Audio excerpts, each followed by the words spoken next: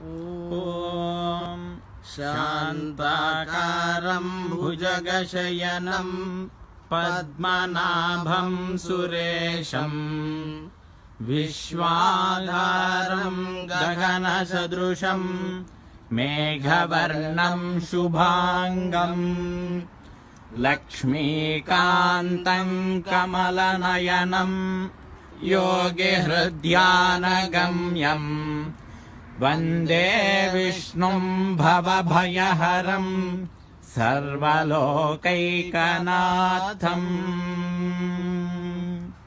శ్రీరంగం శ్రీ రంగనాథ స్వామి యొక్క దివ్య గోపుర దర్శనం ద్వారా శిఖర దర్శనం పాపనాశనం అన్నట్లుగా ఈ యొక్క దర్శనం వల్ల మన అందరి పాపాలు కూడా నశించాలి. రంగనాథుడి యొక్క దివ్య అనుగ్రహము